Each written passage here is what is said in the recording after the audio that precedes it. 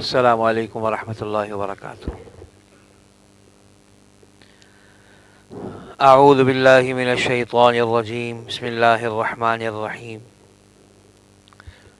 یا ایہا الذین آمنوا اطیعوا اللہ واطیعوا الرسول واولی الامر منکم فإن تنازعتم فی شیء فردوه الی اللہ والرسول ان کنتم تؤمنون باللہ والیوم الآخر ذلک خیر واحسن تأویلا۔ صدق اللہ العظیم۔ گزشتہ دو درسوں سے اسی آیت میں اللہ تبارک و تعالیٰ نے جن مضامین کو بیان فرمایا اس پہ بات ہو رہی ہے، اور اب تک میں نے جو بات عرض کر دی وہ یہ ہے کہ شریعت میں اصول چار ہیں جن کی بنیاد پر کوئی مسئلہ بتایا جاتا ہے، کوئی فیصلہ کیا جاتا ہے، اور اس میں سب سے پہلے اللہ تبارک و تعالیٰ کی کتاب یعنی قرآن مجید ہے۔ تفصیل سے اس پر بات ہو گئی۔ پھر حضور اکرم صلی اللہ علیہ وسلم کی سنتیں ہیں، آپ علیہ الصلاۃ والسلام کی سنت آپ کی حدیث میں کیا فرق ہے وہ میں آپ سے عرض کر چکا۔ تیسرا نمبر اجماع امت کا ہے، جس پر صحابہ کے زمانے میں اجماع ہو گیا سارے صحابہ کا، یا تابعین تبع تابعین کے زمانے میں، یا ہر زمانے میں اہل اللہ کا اگر کسی چیز پر اتفاق ہو جاتا ہے تو وہ بھی اجماع ہے۔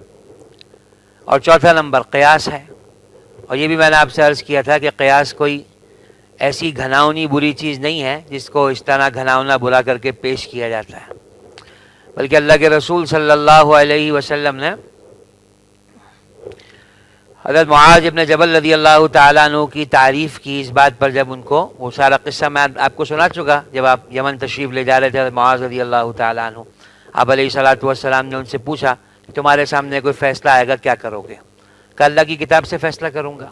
کہ اللہ کی کتاب میں نہ ملے تو کہا آپ کی سنتوں سے، اللہ کے رسول صلی اللہ علیہ وسلم کی سنت سے فیصلہ کروں گا۔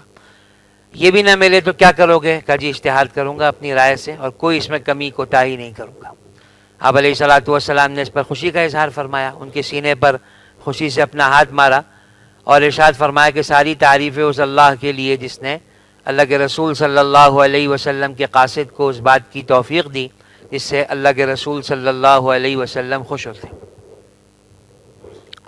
اس پر کچھ بات آپ حضرات سے ہو گئی تھی، اور آئے گا تو میں سنا دوں گا کہ قیاس، بلکہ سنایا بھی تھا آپ کو پچھلے درس میں کہ قرآن کریم کی کوئی آیت یا سنت کا کوئی حکم ہوتا ہے جس سے قیاس کیا جاتا ہے ملتی جلتی باتوں میں۔ آج جو بات عرض کرنی ہے وہ یہ ہے کہ مشترکہ ہندوستان میں جب پاکستان، ہندوستان، بنگلہ دیش ایک ہوا کرتا تھا اور انگریز یہاں آ چکے تھے، ان کی حکومت ہو چکی تھی۔ اس سے پہلے مغلوں کی سلطنت تھی، اور مغلوں کی سلطنت میں فقہ حنفی بطور قانون رائج تھا، بطور قانون کہہ رہا ہوں، بطور قانون رائج تھا، یعنی عدالتوں میں اس کے مطابق فیصلے ہوتے تھے۔ اور سب سے پہلے یعنی اس سے کئی سو سال پہلے عباسی خلافت میں، چونکہ امام ابو یوسف صاحب رحمۃ اللہ علیہ کا یہ دور ہے، تو ہارون نے یا مامون نے کسی نے ان سے کہا کہ بھئی ہمیں کچھ لکھ کے دیجیے نا جس سے ہم اپنی مملکت چلانے کے قواعد اصول تو ہمیں تیار کر کے دیجیے جس کے مطابق ہم فیصلے کر سکیں۔ تو امام ابو یوسف صاحب رحمۃ اللہ علیہ نے سب سے پہلے ایک کتاب لکھی، اس کا نام کتاب الخراج ہے، اور یہ قانونی دستاویز تھی جس کے مطابق عباسی خلافت میں قاضی فیصلے کیا کرتے تھے۔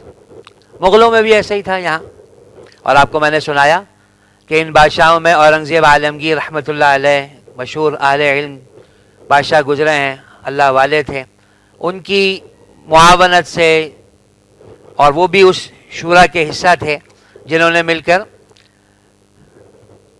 فتاوی ہندیہ، اس کو فتاوی ہندیہ بھی کہا جاتا ہے، عالمگیری بھی کہا جاتا ہے، یہ مرتب کی، اور یہ اس زمانے میں قانونی دستاویز تھی، جیسے آج کل ہمارے یہاں قانون کی کتابیں ہوتی ہیں، اور اس کے مطابق فیصلے سنائے جاتے تھے، اور قاضی عدالتوں میں اس کے مطابق فیصلے کرتے تھے۔ انگریز آ گئے، مغلیہ سلطنت ختم ہو گئی۔ جہاں انگریزوں نے ہندوستان، جو اس وقت مشترکہ ہندوستان تھا، وہاں کی حکومت کی باغ دوڑ سنبھالی اور چیزوں کو اپنے قبضے میں لیا، وہاں انہوں نے اس کی بھرپور کوشش کی کہ یہ مجمع جو یہاں موجود ہے، خصوصیت سے مسلمان، ان کا ایمان بھی ہم کہیں کھا جائیں اور یہ اپنے اسلام کو، ایمان کو چھوڑ دیں. اور یہ کوئی ایسی بعید بات بھی نہیں، قرآن کریم نے اس کو بیان کیا ہے کہ یہ جو غیر عیسائی ہیں، یہود ہیں، جب تک تم ان کے مذہب میں نہیں آ جاتے یہ تم سے خوش نہیں ہو سکتے. ان کی خواہش ہے کہ یہ تم اپنا مذہب چھوڑ دو. اور حکومت کی سرپرستی میں انہوں سے جو ہو سکا وہ انہوں نے کیا، جو ہو سکا وہ انہوں نے کیا. مسلمانوں میں اللہ کے فضل سے کوئی نہ کوئی دینی شعور موجود تھا، دینداری موجود تھی. مسلمان اپنی دینداری پر موجود رہے، محفوظ رہے، جمے رہے، ڈٹے رہے. اور پھر مجھے یاد آ گیا، میں آپ کو سنا دوں. ہمارے بزرگ کہتے ہیں اس زمانے میں جگہ جگہ چھوٹے چھوٹے مکتب تھے. ہر مسجد کے اندر نا مکتب، چھوٹے مکتب نہیں ہوتے، اس میں کوئی ملا جی بیٹھا کرتے تھے. یہ ملا جی وہ ہوتے تھے جو ابتدائی نورانی قاعدہ پڑھا دیتے ہیں. ہاں، اس زمانے میں نورانی قاعدہ نہیں ہوتا ہوگا، بغدادی قاعدہ جو بھی ہوتا ہوگا وہ پڑھا دیتے تھے. وضو نماز کے کچھ مسائل بتا دیتے تھے، بس اتنا ہی ان کا علم ہوتا تھا. لیکن نورانیت ان مکاتب کی ایسی تھی کہ جو اس مکتب میں پڑھ لیتا تھا نا، وہ اسلام نہیں چھوڑتا تھا، کوئی کیسا زور لگا لے، زندیق ملحد نہیں ہوتا تھا. یہ مکتب اتنے نورانی ہوتے. ہمیں تو نظر آتا ہے کہ بچہ گیا مدرسے اور گھر آ گیا، کیا کیا تو نہ ٹوپی پہنتا ہے، ہاں، اور جناب جو نماز بھی نہیں پڑھتا اور یہ بھی نہیں کرتا. کیا فائدہ؟ فائدہ ہے، وقت آئے گا نظر آ جائے گا آپ کو انشاءاللہ کہ اس کا فائدہ ہے. ہاں، بچہ نماز نہیں پڑھ رہا، اس پہ کوڑنا چاہیے، فکر کرنی چاہیے، لیکن مدرسے جانے کو بیکار نہیں سمجھنا چاہیے. مدرسہ جانا خیر سے خالی نہیں ہے. خیر جی، یہ جمے رہے، ڈٹے رہے. انگریز بہرحال چونکہ وہ دشمن تھے ہمارے اور ہے دشمن، تو انہوں نے اس کو سوچا کہ وجہ کیا ہے، یہ کیوں اپنا اسلام نہیں چھوڑ رہے، کیا وجہ ہے. انہوں نے کہا بھائی ان کا علماء سے ایک تعلق ہے، اس تعلق کو ختم کرنا پڑے گا. یہ جڑ ہے، یہ ختم ہو جائے گی تو بس سب ختم، چھٹی. پھر تو پتنگ کی ڈور کٹ گئی، اب وہ پتنگ کبھی یہاں جائے گی، وہاں جائے گی، گر جائے گی، پھٹ جائے گی، لوگ لوٹیں گے اس کو. جب تک وہ ڈور کے ساتھ جڑی ہوئی ہے، کسی کے ہاتھ میں تنی ہوئی ہے، اوپر جا رہی ہے، نیچے آ رہی ہے، وہ ڈھیل بھی دے رہے ہیں، کھینچ بھی رہے ہیں، لیکن وہ اپنی جگہ موجود ہے. یہاں اس کی ڈور کٹی اور یہاں وہ گئی، کٹی پتنگ ہے، یہاں گرے وہاں گرے. کہا اچھا. انہوں نے اس پہ سوچنا شروع کیا کہ ان علماء سے ان کو کیسے بدزن کیا جائے کہ بھائی ختم، تعلق عقیدت کا ختم ہی ہو جائے. انہوں نے کہا دیکھو اوپر سے چلنا پڑے گا. اوپر سے کیا چلنا پڑے گا کہ بھائی یہ سارے جو علماء ہیں نا، یہ اپنے آپ کو امام ابو حنیفہ کا مقلد کہتے ہیں، اور ہر بات میں جہاں امام صاحب کا نام آ جائے خاموش ہو جاتے ہیں. امام ابو حنیفہ رحمۃ اللہ نام آ جائے خاموش ہو جاتے ہیں. اگر چلو وہاں سے چلاؤ، پہلا کدال وہاں چلاؤ، پہلا کدال وہاں یہ چلاؤ کہ یہ کہو لوگوں سے کہ بھائی تم یہ بتاؤ کہ تم حضور صلی اللہ علیہ وسلم کے دین پہ چلنا چاہتے ہو یا ابو حنیفہ کے دین پہ چلنا چاہتے ہو، یہ بتاؤ. یہ کتنی عجیب سی بات ہے. ایک مسلمان اس کو سنے گا کیسے کہ یہ تم نے کیا بات کر دی، ہم تو حضور کی ہی مانیں گے. امام ابو حنیفہ حضور صلی اللہ علیہ وسلم کے آگے کیا ہوتے ہیں؟ انہوں نے کہا نہیں، تم تو حضور کی مانتے ہی نہیں ہو. حدیث میں تو یہ آتا ہے کہ آپ علیہ الصلوۃ والسلام نے ارشاد فرمایا کہ جب تک سورہ فاتحہ نہیں پڑھو نماز ہی نہیں ہوتی. تم بتاؤ کتنے عرصے سے نماز پڑھ رہے ہو، اتنے سال ہو گئے. امام کی وجہ سورہ فاتحہ پڑھتے ہو؟ کہا نہیں پڑھتے. لو بھائی کب سے نماز پڑھ لو؟ 25 سال سے نماز پڑھ رہا ہوں، 30 سال سے نماز پڑھ رہا ہوں. لو بھائی 30 سال سے تمہاری کوئی نماز ہی نہیں ہوئی. اچھا آمین زور سے کہتے ہو، اونچی آواز سے کہتے ہو، رکوع سے پہلے ہاتھ اٹھاتے ہو، رفع دین کرتے ہو؟ نہیں کرتے. کہ نہیں کرتے. اچھا نہیں کرتے تو پھر تم ابو حنیفہ کی نماز پڑھتے ہو نا، تم تھوڑی کوئی حضور صلی اللہ علیہ وسلم کی نماز پڑھتے ہو. حضور تو نماز میں یہ کرتے تھے. اب ایک عام مسلمان جو دین کو نہیں جانتا، ان چیزوں کو نہیں جانتا، وہ تو ہوگا نا پریشان کہ یار میں زندگی بھر کیا کرتا رہا، کیا کرتا رہا. اور کہتے رہے کہ بھائی تقلید تو شرک ہے، ہم تو اللہ اس کے رسول صلی اللہ علیہ وسلم کی مانیں گے. ابو حنیفہ رحمۃ اللہ علیہ کون ہوتے ہیں اور فلاں کون ہوتا ہے، فلاں کون ہوتا ہے. یہ جو تقلید ہے، تم میں اور بت پرستوں میں فرق ہی کیا رہ گیا؟ بت پرست بت کی پوجا کرتے ہیں، تم ابو حنیفہ کی پوجا کرتے ہو. اور اللہ کے رسول صلی اللہ علیہ وسلم کے حکم کے آگے، ان کے ارشاد کے آگے ابو حنیفہ رحمۃ اللہ علیہ کی بات کو تم ترجیح دے دیتے ہو، اور ابو حنیفہ کے قول کے آگے حدیث کو بھی نہیں پوچھتے. یہ ایک آواز کہیں لگائی اور ایک مجمع تیار کیا جنہوں نے یہ کہا کہ بھائی ہم تقلید کا جو توق ہماری گلوں پر، ہماری گردنوں میں ڈلا ہوا اس کو اتار کے پھینکتے ہیں. بھائی ہم تو براہ راست اللہ کی مانیں گے، اللہ کے رسول صلی اللہ علیہ وسلم کی مانیں گے. کلمۃ حق ارید بها الباطل، بات تو سننے میں بڑی اچھی لگتی ہے لیکن ہے باطل، بالکل باطل بات. میں ابھی آپ سے عرض کر دوں گا. تو یہ ایک بات چلتی رہی. اب میں آپ کو ایک پس منظر سناؤں کہ یہ چار ائمہ، یہ فقہ، اور خصوصیت سے امام ابو حنیفہ صاحب رحمۃ اللہ علیہ، ان کا پس منظر کیا ہے، کون لوگ تھے، کس درجے کے لوگ تھے، اور اللہ رب العزت نے ان سے کس درجے کا کام لیا، اور قرآن اور حدیث کو انہوں نے کیسے سمجھا. حضرت عمر رضی اللہ تعالی عنہ کے زمانے میں عراق فتح ہو گیا، کوفہ مسلمانوں کی چھاونی بنی، اور خوب صحابہ وہاں اکٹھے ہو گئے. کوفہ میں کئی سو صحابہ موجود تھے. حضرت عمر رضی اللہ تعالی عنہ نے کوفہ والوں کے مطالبے پر عبداللہ ابن مسعود رضی اللہ تعالی عنہ کو کوفے بھیج دیا، اور ان سے کوفے والوں سے کہا کہ میں نے اپنے آپ پر تمہیں ترجیح دی ہے، اس کی مجھے یہاں ضرورت تھی لیکن میں ان کو وہاں بھیج رہا ہوں. اور عبداللہ ابن مسعود رضی اللہ تعالیٰ عنہ اس درجے کے اونچے آدمی ہیں. آپ کو میں نے سنایا قصہ، پھر عرض کر دوں کہ حضرت عمر رضی اللہ تعالیٰ عنہ نے ایک دفعہ، جیسے وہ ہر سال حج پہ بلایا کرتے تھے، ہر علاقے کے گورنر کو، وہاں کے لوگوں کو بلایا کرتے تھے، تو کوئی شکایت ہے تو آؤ ہم سے کر لو، کوئی بات ہے تو ہمیں سنا دو. تو ایک آدمی نے آ کے حضرت عمر رضی اللہ تعالیٰ عنہ سے کہا کہ کوفہ میں ایک آدمی ہے جو اپنی یاد سے قرآن لوگوں کو لکھواتا ہے، اپنی یاد سے لکھواتا ہے.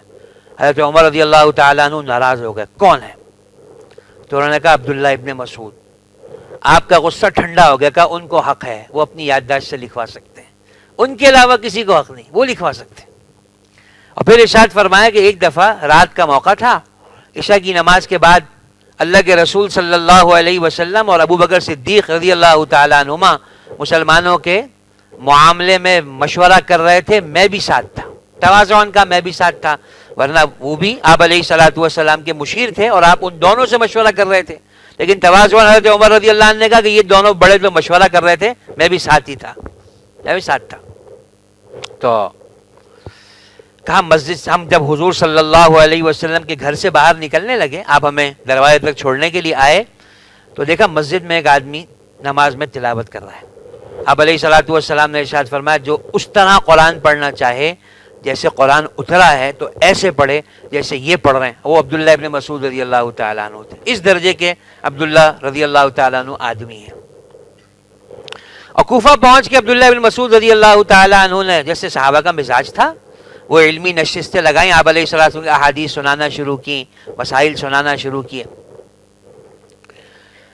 عبداللہ ابن مسعود رضی اللہ تعالیٰ عنہ کے شاگرد علقمہ مشہور آدمی ہیں. حضرت عبداللہ ابن مسعود رضی اللہ تعالیٰ عنہ کا سارا علم اپنے اندر جمع کر لیا. ان کے شاگرد ہیں ابراہیم نخعی، ابراہیم نخعی کے شاگرد ہیں حماد، اور حماد کے شاگرد ہیں ابو حنیفہ رحمۃ اللہ علیہ. نعمان بن ثابت ان کا نام ہے. آبا و اجداد تو ان کے مجوسی تھے، اللہ تبارک و تعالیٰ کو کام لینا تھا. آبا والد مسلمان ہو گئے اور بس پھر اللہ نے چمکا دیا. ان کے استاد حماد ہے نا ابو حنیفہ رحمۃ اللہ علیہ کے، جب تک یہ زندہ رہے اس وقت تک ابو حنیفہ صاحب رحمۃ اللہ علیہ کہتے ہیں میں کسی اور طرف پھر گیا ہی نہیں، بس میں حماد کے پاس ایک دفعہ گیا تو جا کے ان کے پاس بیٹھ گیا، پھر کسی اور کو میں نے نہیں دیکھا. ہاں اور جگہوں سے حدیث پڑھی، سب کیا. اور اس کے بعد یہ 120 ہجری ہے، سن 120 ہجری ہے، دوسری صدی شروع ہو چکی ہے. 80 ہجری کی امام ابو حنیفہ رحمۃ اللہ علیہ کی پیدائش ہے.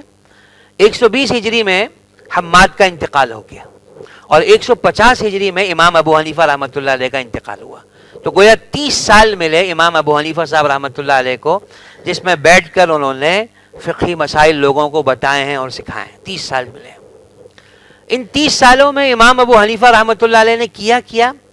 امام ابو حنیفہ صاحب رحمۃ اللہ علیہ، میں آپ سے عرض کروں، امام مالک رحمۃ اللہ علیہ بھی براہ راست امام ابو حنیفہ رحمۃ اللہ علیہ کے شاگردوں میں سے ہے. امام مالک بھی، ٹھیک ہے. اور امام شافعی صاحب رحمۃ اللہ علیہ تو امام ابو حنیفہ رحمۃ اللہ علیہ کے شاگردوں کے شاگرد ہیں. امام ابو حنیفہ کے شاگرد ہیں امام محمد، اور امام شافعی امام محمد صاحب کے شاگرد ہیں. اور امام احمد بن حنبل رحمہ اللہ امام شافعی صاحب کے بھی شاگرد تھے. آپ سمجھ رہے ہیں؟ تو امام ابو حنیفہ رحمۃ اللہ علیہ اس درجے کے آدمی ہیں اور بالاتفاق تابعی ہیں. ان کے علاوہ چاروں ائمہ میں کوئی تابعی نہیں ہے. امام مالک بھی تبع تابعی ہیں. کوئی 70 کے قریب صحابہ کو امام ابو حنیفہ رحمۃ اللہ علیہ نے دیکھا ہے. امام ابو حنیفہ رحمۃ اللہ علیہ. ٹھیک ہے جی. یہ وہ واحد آدمی ہے جنہوں نے شورائی فقہ تیار کی. شورا تیار کی فقہی مسائل کو لکھنے کے لیے. ایک شورا تیار کی. میں آپ کو بھی سنا دیتا ہوں. امام ابو حنیفہ رحمۃ اللہ علیہ کے بارے میں کسی آدمی نے ایسے ہی کہہ دیا کہ جی اس مسئلے میں امام ابو حنیفہ سے غلطی ہو گئی. تو وکیع ابن جراح امام شافعی صاحب رحمۃ اللہ علیہ کے استاد ہیں. پھر کہوں امام شافعی صاحب کے استاد ہیں. امام ابو حنیفہ رحمۃ اللہ علیہ کے شاگرد ہیں. وہ کہتے ہیں تم یہ کیسے کہتے ہو کہ امام ابو حنیفہ سے غلطی ہو گئی؟ حالانکہ حال یہ ہے کہ فقہ اور قیاس کو جاننے والے امام ابو یوسف اور امام زفر جیسے آدمی ان کے شاگرد ہیں. یحییٰ بن ابی زائدہ اور حفص بن غیاث جیسے محدثین ان کے شاگرد ہیں. قاسم ابن معن اور امام محمد جیسے عربی علوم جاننے والے ان کے شاگرد ہیں. فضیل ابن عیاض اور داؤد تائی جیسے اپنے وقت کے اہل اللہ یہ ان کے شاگرد ہیں. کیسے کہہ سکتے ہو کہ امام ابو حنیفہ سے غلطی ہو گئی؟ غلطی ہو جاتی تو یہ ان کو ٹوک دیتے. امام ابو حنیفہ صاحب رحمۃ اللہ علیہ کا دستور یہ تھا کہ 40 آدمیوں کے قریب آپ نے ایک شورا بنائی. 40 آدمی کم و بیش ہوتے رہے. 40 تک لوگ گئے. 40 تک. ان 40 آدمیوں کی ایک شورا بنی. اس میں ایک مسئلے کو پیش کیا جاتا ہے کہ یہ مسئلہ ہے, بتاؤ اس کا جواب کیا ہونا چاہیے. اور پھر اس پر غور و فکر ہوتا, بحث ہوتی. اور کبھی کبھی ایک مہینہ لگ جاتا, مسئلے پر بحث ختم نہیں ہوتی. اور بحث کرنے والے جو شاگرد ہیں جن کے نام میں نے آپ سے ابھی لیے, یہ اونچے لوگ ہیں. یہ بعض اوقات امام ابو حنیفہ رحمۃ اللہ علیہ سے کہہ دیتے آپ غلط کہہ رہے ہیں. سننے والے کہتے کہ جی آپ نے بڑا حوصلہ دیا ہوا ہے ان کو, آپ کے سامنے کہہ دیتے ہیں غلط آپ غلط کہہ رہے ہیں. انہوں نے کہا یہ حوصلہ میں نے ہی دیا ان کو کہ کسی سے مروب نہیں ہونا بھائی, مجھ سے بھی نہیں ہونا. اچھی طرح بحث کرو تاکہ کھل کے مسئلے کی ایک شکل سامنے آ جائے, کھل کے سامنے آ جائے. اور پھر جب پورا اتفاق ہو جاتا اس کے بعد اس کو لکھا جاتا کہ ہاں بھائی یہ ہمارا مسئلہ ہے. امام ابو یوسف صاحب رحمۃ اللہ علیہ شاگرد تھے. کبھی بغیر تحقیق کے کوئی بات لکھ لیتے نا بحث ہونے سے پہلے, تو امام ابو حنیفہ رحمۃ اللہ علیہ کو منع کرتے نہیں, ایسا نہیں کرو گے بھائی. میں آج ایک بات کہہ رہا ہوں, کل دوسری بات کہوں گا. جب تک پوری طرح بحث نہ ہو جائے اس وقت تک کسی مسئلے کو تم لکھو گے نہیں. اور امام صاحب نے اصول یہ طے کیا کہ دیکھو اگر حدیث سامنے آ جاتی ہے اور اس حدیث کے مخالف کوئی اور حدیث نہیں ملتی تو حدیث پر ہی عمل کریں گے. کوئی دو باتیں نہیں, بات خالص علمی ہو جائے گی.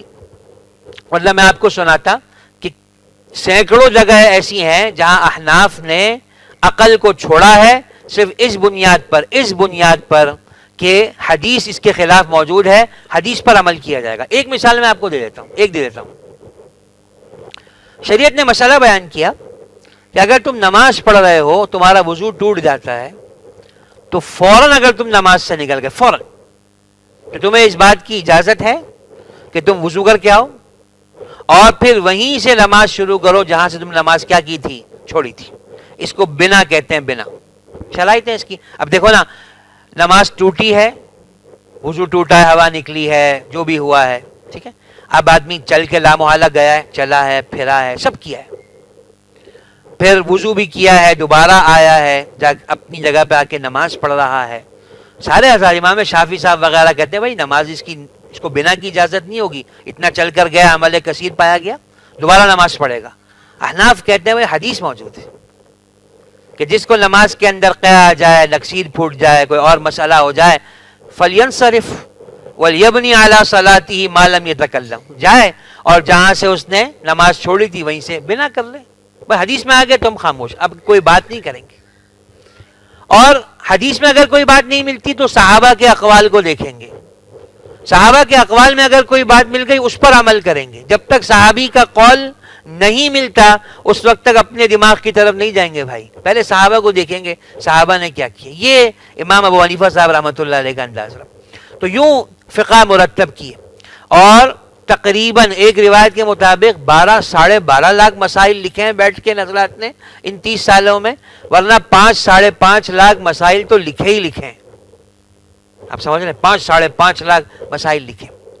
اور امام ابو حنیفہ صاحب رحمۃ اللہ علیہ کی فقہ کی خصوصیت کیا ہے کہ وہ مسائل جو پیش نہیں آ سکتے ہیں ان کا جواب بھی حضرات لکھ کے چلے گئے. کوفہ میں تھے، ایک بزرگ آ گئے، ابو قتادہ ان کا نام ہے، اور انہوں نے آ کر لوگوں سے کہا کہ بھائی کوئی حلال حرام کا مسئلہ ہے تو ہم سے پوچھو، ہم بتائیں گے. امام ابو حنیفہ رحمۃ اللہ علیہ نے ان سے سوال کیا کہ جی ایک مسئلہ مجھے پوچھنا ہے. کہا جی پوچھو. کہا ہوا یوں کہ ایک آدمی کا، ایک خاتون کا شوہر کھو گیا، مل ہی نہیں رہا تھا اس کا شوہر. کئی سال گزر گئے، اس نے دوسری شادی کر لی. کچھ ہی عرصے کے بعد پہلا شوہر آ گیا لوٹ کے. اب یہ بتائیے کہ اس خاتون کے مہر کا کیا ہوگا؟ دوسرا شوہر اس کو مہر دے گا، نکاح ہوگا؟ وہ چونک گئے. انہوں نے کہا اچھا یہ مسئلہ کیا پیش آ چکا ہے؟ کہا نہیں پیش تو نہیں آیا. کہا جی پیش نہیں آیا تو پوچھ کیوں رہے ہو مجھ سے؟ کہ ہم پہلے سے تیاری کر کے رکھتے ہیں، کوئی مسئلہ آئے گا تو ہمارے پاس اس کا جواب موجود ہونا چاہیے. یہ ہے امام ابو حنیفہ صاحب رحمۃ اللہ علیہ کا مرتبہ. میں نے آپ کو سنایا. آپ کے شاگردوں میں بڑے بڑے محدثین ہیں. عبداللہ ابن مبارک، ان کا لقب ہے امیر المؤمنین فی الحدیث. امیر المؤمنین فی الحدیث عبداللہ ابن مبارک رحمۃ اللہ علیہ فخر کیا کرتے تھے اس بات پر کہ میں امام ابو حنیفہ کا شاگرد ہوں. ان کی رائے پر فتویٰ دیتے تھے. سفیان ثوری امام ابو حنیفہ رحمۃ اللہ علیہ کے شاگرد میں فتویٰ دیا کرتے تھے امام صاحب رحمۃ اللہ علیہ کے قول پر. یہ جو حدیث ہے نا، حدیث کے راوی ہوتے ہیں، راوی نا، ہر راوی پر بحث کی جاتی ہے، راوی ٹھیک ہے نہیں ہے. اس علم کا نام ہے جرح تعدیل. یہ ایک علم ہے. اس کے سب سے بڑے امام یحییٰ بن سعید قطان ہیں، یہ بھی ابو حنیفہ رحمۃ اللہ علیہ کے شاگرد ہیں. یحییٰ ابن سعید ہیں، یہ بھی امام ابو حنیفہ رحمۃ اللہ علیہ کے شاگرد ہیں، اور فخر کیا کرتے تھے. یہ یحییٰ بن سعید قطان جن کا نام میں نے بھی آپ سے لیا نا، یہ اس درجے کے بڑے آدمی تھے. جب یہ حدیث سناتے تھے نا تو سفیان ثوری اور امام احمد بن حنبل رحمہم اللہ کی بھی بیٹھنے کی ہمت نہیں ہوتی تھی، ادب میں کھڑے رہتے تھے. اس درجے کے اونچے آدمی تھے. یہ امام ابو حنیفہ رحمۃ اللہ علیہ کے کیا ہے بھائی؟ شاگرد. یہ سارا پس منظر آپ کو میں اس لیے سنا رہا ہوں کہ کوئی یہ نہ کہے کہ بھائی تم پتہ نہیں کس کی پیروی کرتے ہو. وہ تھا کون؟ کیا جانتا تھا؟ وہ بہت جانتے تھے. اللہ نے لوگ تیار کیے تھے، اللہ کو کام لینا تھا. لوگ تیار کیے تھے اللہ تبارک و تعالیٰ. اور چونکہ اس لیے نہیں، اللہ کے فضل سے درس نظامی کئی مدرسے میں پڑھا ہے، پڑھاتے ہیں، تو پورے آپ یوں سمجھ لیے کہ شرح صدر کے ساتھ عرض کرتے ہیں کہ امام ابو حنیفہ صاحب رحمۃ اللہ علیہ کو جو اللہ تبارک و تعالیٰ نے فقہی بصیرت دی ہے، اس کی مثال کہیں اور نظر نہیں آتی. تو ان کی ذات کو مخدوش کرنے کی کوشش کی اور کہا کہ جی تقلید تو خالص شرک ہے. تقلید شرک تھوڑی ہے. تقلید کس چیز کا نام ہے؟ تقلید کیا ہوتی ہے؟ آسان الفاظ میں ایک جملے میں آپ کو سمجھاؤں. ایک مسئلہ آپ کو معلوم نہیں ہے، آپ کسی سے مسئلہ پوچھ لیں اور اس پر بھروسہ کرتے ہوئے اس سے دلیل کا مطالبہ نہ کریں، اس کا نام تقلید ہے. کتنی آسان سی بات ہے. آپ کو کوئی مسئلہ معلوم نہیں ہے، وہ مسئلہ آپ نے کسی سے پوچھ لیا اور اس سے دلیل کا کیا نہیں کیا؟ مطالبہ نہیں کیا، اس کا نام تقلید ہے. اور دن میں 10 دفعہ ہم یہ تقلید نہیں کرتے. ہم ڈاکٹر کے پاس جاتے ہیں، ڈاکٹر یا حکیم جو بھی ہوتا ہے وہ ہمیں ایک پرسکرپشن لکھ کے دیتا ہے کہ بھائی فلاں دوائی کھا لو. پوچھتے ہیں اس سے کہ بھائی دوائی تم نے کیوں لکھ کے دی؟ بتاؤ ڈاکٹر کی کون سی کتاب میں لکھا ہوا تھا کہ یہ دوائی کھانی ہے. آپ گھر بناتے ہیں تو انجینئر سے پوچھتے ہیں کہ جی دکھاؤ میں اتنا لوہا کیوں ڈالنا ہے، بتائیے دلیل دیجئے. کوئی اتنی اینٹیں کیوں لگانی ہے، دلیل دیجئے ہمیں. کوئی دنیا میں کہیں پوچھتے ہیں؟ آپ کی ہمت ہے؟ آپ عدالت، اللہ نہ کرے واسطہ پڑ جائے عدالت سے، تو پوچھتے ہیں آپ کسی سے بھائی اس سے جج سے کہ یہ فیصلہ آپ نے سنا ہے دکھائیے قانونی کون سی کتاب میں لکھا ہوا ہے؟ نہیں، خاموشی سے کھڑے سنتے رہتے ہیں. تو ایک دین ہی ایسا رہ گیا کہ اگر وہاں کسی جاننے والے کی بات کو ہم نے مان لیا تو ہم نے شرک کر لیا. کیسی گھناؤنی تصویر پیش کی انہوں نے. اور یہ جو کہتے ہیں کہ جی تقلید شرک ہے، یہ ہم سے بڑے مقلد ہیں، مانتے نہیں اپنے آپ کو. ہم سے بڑے مقلد ہیں، مانتے نہیں. بھائی یہ کہتے ہیں حدیث میں یوں آتا ہے. ان سے کوئی پوچھو کہ بھائی یہ حدیث تم نے خود سنی تھی حضور صلی اللہ علیہ وسلم سے؟ تم تھے؟ تم نے امام بخاری رحمۃ اللہ علیہ کو دیکھا ہے؟ ان کی کتاب جب وہ لکھ رہے تم وہاں موجود تھے؟ حسن زن ہی تو ہے نا کہ وہ اچھے آدمی تھے، جھوٹ نہیں لکھا انہوں نے. تو ہم حسن زن پہ ابو حنیفہ رحمۃ اللہ علیہ کی مان لیں تو ہم مشرک، اور تم حسن زن پہ امام بخاری رحمۃ اللہ علیہ کی مان لو تو تم پکے موحد. یہ کھلا تضاد ہے بھائی، ٹھیک ہے نا؟ تو تقلید فقط اس کا نام ہے کہ ایک مسئلہ آپ کو معلوم نہیں ہے، اس میں کسی جاننے والے سے آپ نے پوچھ لیا، اور آپ کے ذمہ ہے جاننے والے سے پوچھنا. فَاسْأَلُوا أَهْلَ الذِّكْرِ إِن كُنتُمْ لَا تَعْلَمُونَ. تم نہیں جانتے ہو تو جاننے والوں سے پوچھو، تمہارے ذمہ ہے. اسی کا نام تقلید ہے. اور 4 ہجری کے بعد امت کا اس پر اجماع ہو گیا. 4 ہجری کے بعد میں عرض کروں 4 ہجری کے بعد کہ اب جتنا مجمع بھی ہوگا نا وہ مقلد ہی ہوگا، مجتہد نہیں ہوگا.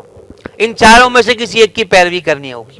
اور سنا دوں، بات ذرا اونچی ہے لیکن عرض کر دوں، شاہ ولی اللہ صاحب رحمۃ اللہ علیہ بہت بڑا نام ہے ہندوستان کے، بلکہ ہندوستان کے مسند حدیث ہیں. ہندوستان مشترکہ ہندوستان میں کوئی حدیث پڑھانے والا ایسا نہیں ہے جو شاہ ولی اللہ صاحب رحمۃ اللہ علیہ کے شاگردوں کا شاگرد نہ ہو. کوئی ایک ایسا نہیں، اس لیے کہ وہ پہلے آدمی ہیں جو حرمین سے حدیث پڑھ کے آئے تھے اور ہندوستان میں حدیث پڑھانا شروع کی تھی. پہلے آدمی شاہ ولی اللہ رحمۃ اللہ علیہ.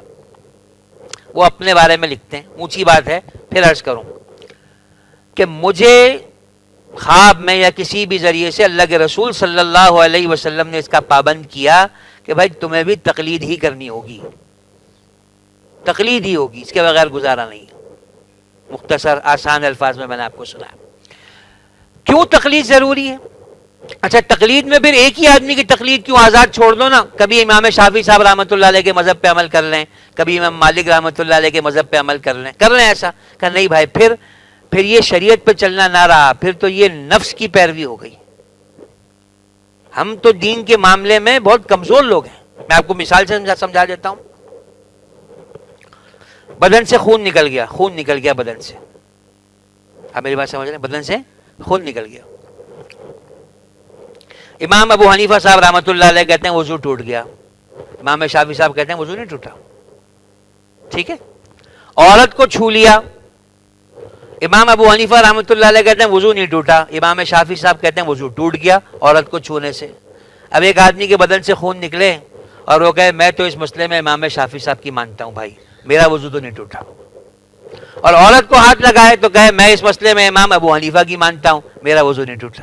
تو آپ مجھے بتاؤ، یہ امام شافعی امام ابو حنیفہ کی مان رہا ہے یا اپنے دل کی مان رہا ہے؟ اپنے دل کی مان رہا ہے بھائی. جہاں اس کو آسانی نظر آتی ہے وہاں کل وہ ایسا کر لیتا ہے. پرانے زمانے کے جو لوگ تھے نا وہ محتاط لوگ تھے، تابعین تبع تابعین کے زمانے کے. ان کو کوئی بتاتا کہ بھائی اس میں 2 قول ہیں، ایک جائز ایک ناجائز کا، تو وہ ناجائز سمجھتے اس کو، وہ نہیں کریں گے بھائی، ناجائز کا بھی قول ہے. ہم کہتے ہیں جائز ناجائز کے 2 قول ہیں، جائز کا قول بھی ہے نا، بس آنکھیں بند کرو اور کر لو، اللہ کی ذات مہربان ہے، ہو جائے گا، دیکھ لیں گے. یہ مولوی تو ہر چیز کوئی ناجائز کہتے ہیں، دیکھو کوئی جائز کا قول بھی کہیں نکل جائے گا.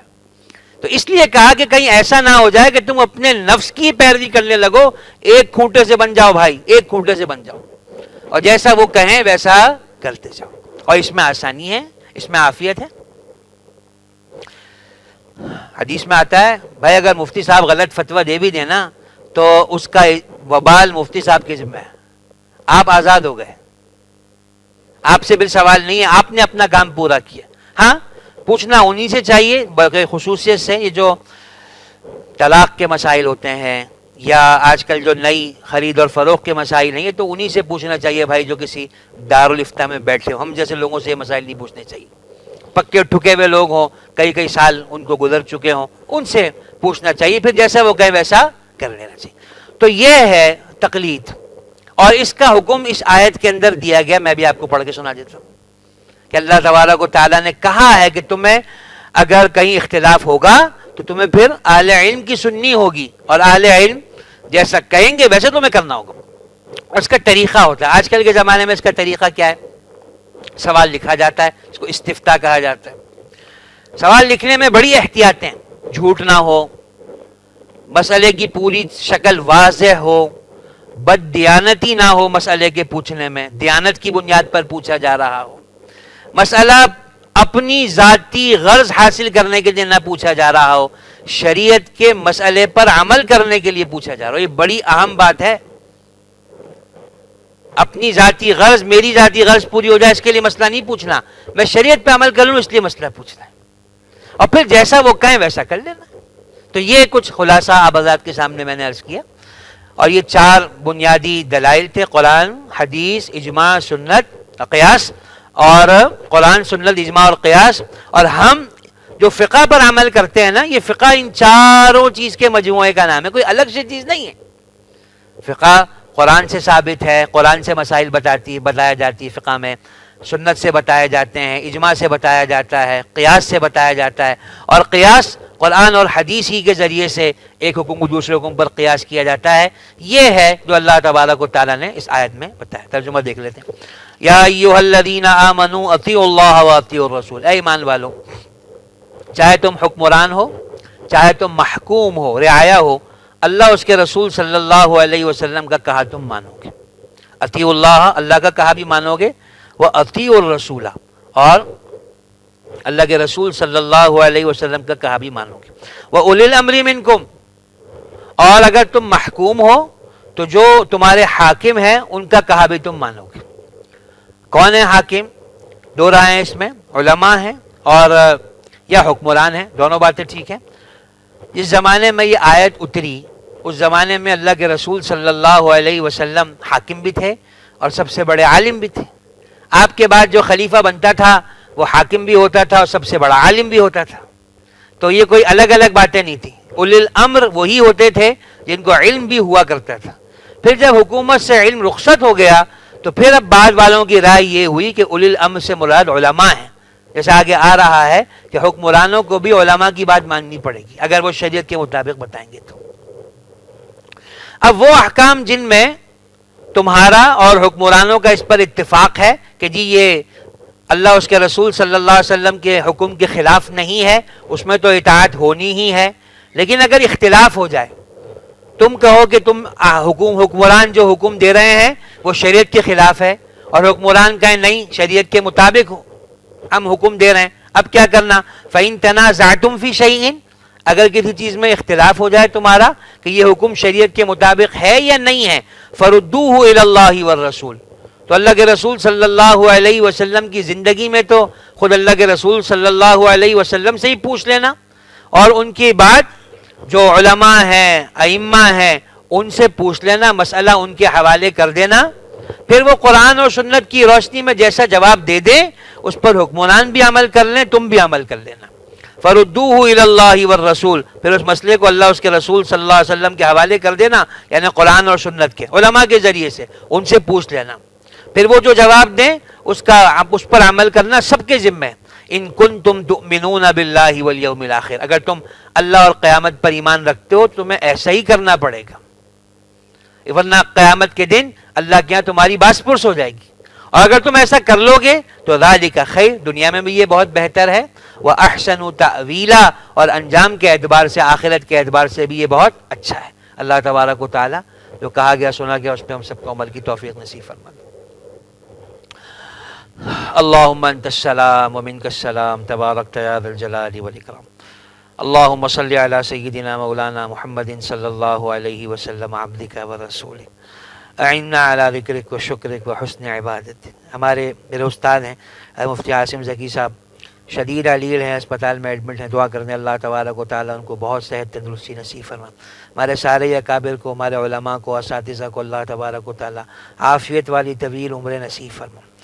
ہمارے بھائی احمد جن کا کل انتقال ہوا، اللہ تبارک و تعالیٰ ان کی بھی بہت بہت مغفرت فرمائے، جنت کے اونچے درجات اللہ پاک ان کو نصیب فرمائے، خیر عافیت ان کے لیے مقدر فرمائے۔ اے اللہ ہمارے لیے بھی مرنے سے پہلے تو عافیت خیر کو مقدر فرما، موت کے وقت بھی خیر عافیت کو مقدر فرما، مرنے کے بعد بھی خیر عافیت کو مقدر فرما۔ وصلی اللہ تعالی علی خیر خلقہ محمد وعلی آلہ واصحابہ وامتہ اجمعین۔